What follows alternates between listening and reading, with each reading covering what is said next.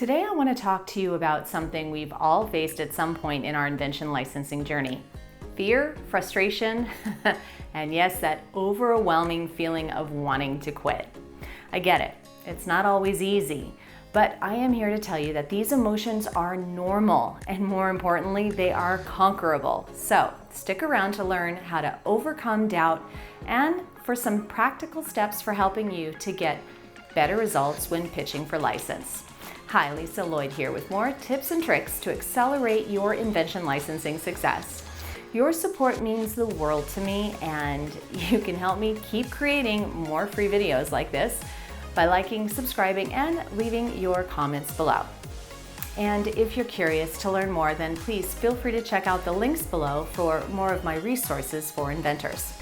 Now, I have been inventing and licensing products on and off for 30 years. I've had huge bursts of creativity where I've invented and licensed 3 products in less than 90 days.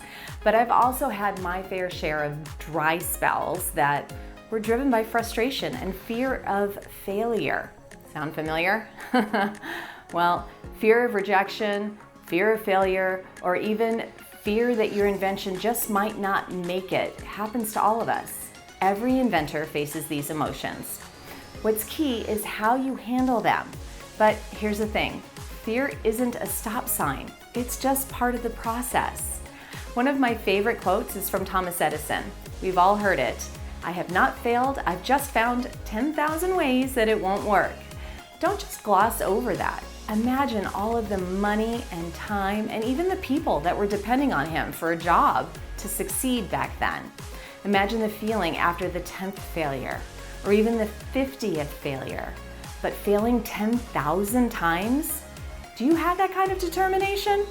If you want to beat failure, you have to remember that failure is part of success. It's just a way of figuring out what doesn't work.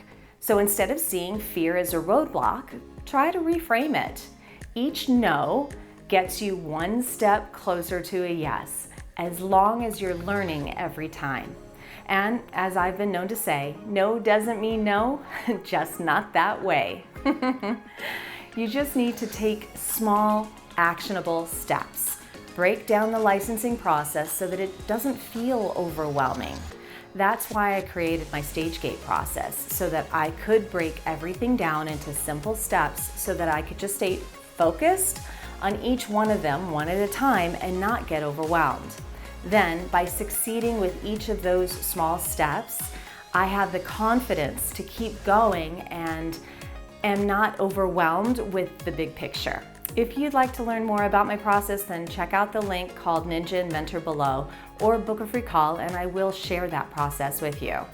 The more you learn about the process and how it works, the more confident you'll become.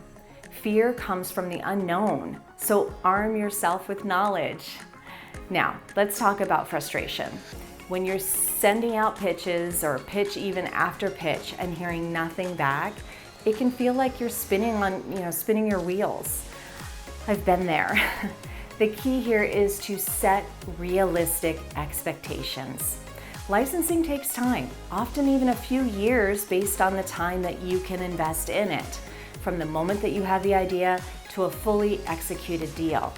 So it's not an overnight success story, but every small win gets you closer to your goal.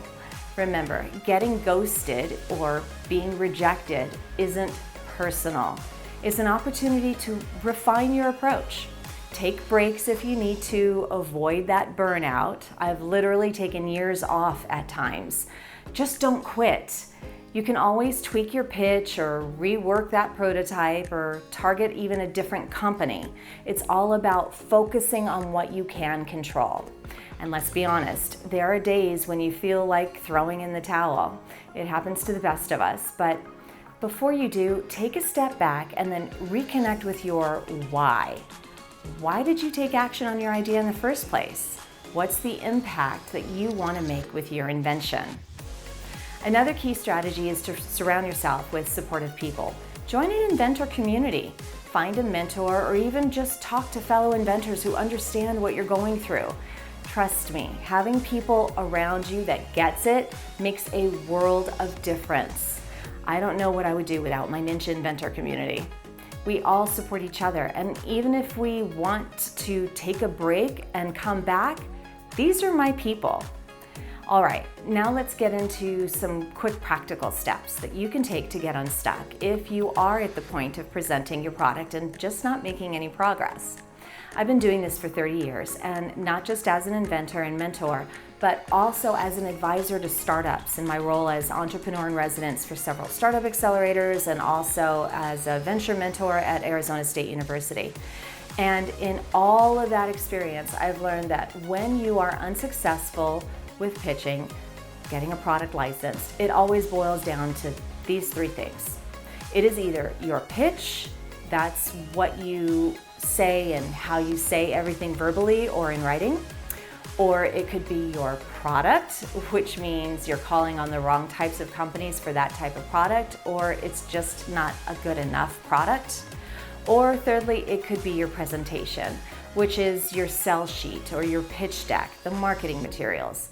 These are the marketing tools that we use to present our new ideas with, and it could just be one or maybe even any combination of all three of them.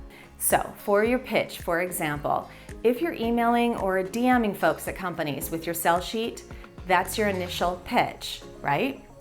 One of the biggest mistakes that I see inventors make is sending unsolicited pitches, meaning they send a message with maybe a sell sheet attached. This is not the way to do this. You will never learn anything when you get some template response that says that they're not interested, or worse, no answer at all. Instead, send a brief introduction only with your value proposition and nothing else, and ask them for an appointment. Do not tell them all about your invention. Just tease them with your value proposition and the transformation promise that you can deliver when people use your product. If they want to know how it works, then they're going to have to get on a call with you, right? I can't tell you how many people I've helped make this slight adjustment and see immediate results by successfully getting appointments to present to key decision makers at their favorite companies. Second, your delivery can make or break a deal. How you present yourself is just as important as the product.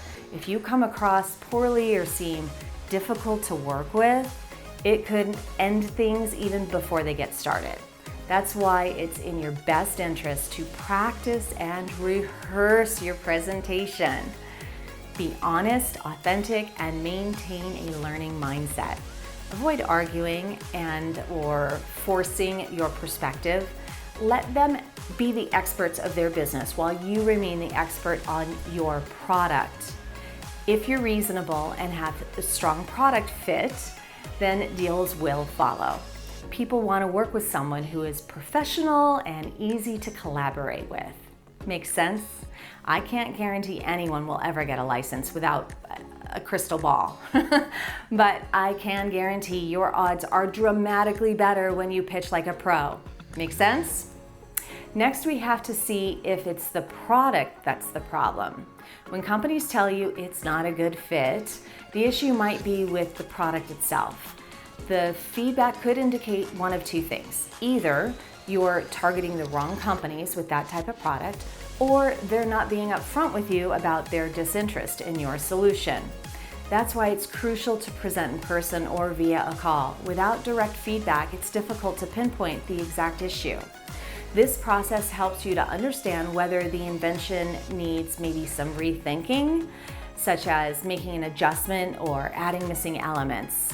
Alternatively, you might need to find a different licensing partner.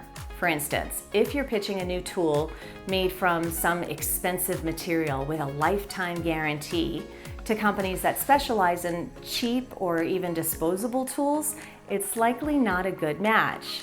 In this case, you'd want to target companies that prioritize durability.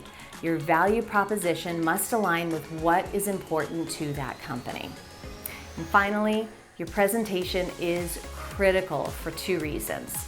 First, your sell sheet or pitch deck must be well organized and tell a compelling story. It needs to demonstrate not only how your product solves a problem for the licensee's customers, but also how you can make a good business case for it.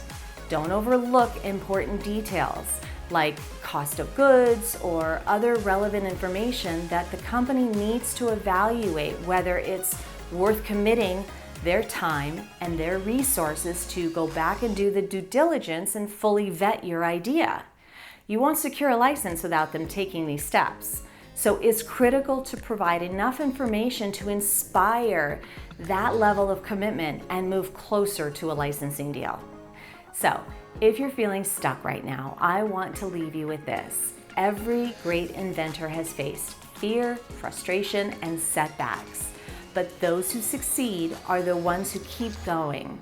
You've got this. Your invention is worth fighting for, and I'm here to help you along the way.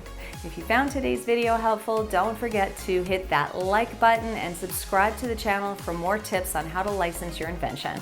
And if you're really feeling stuck, I'd love to chat with you about it. You can find the link below to book a free consultation with me or check out the resources that I've shared to help you on your journey. Thanks for watching and happy inventing.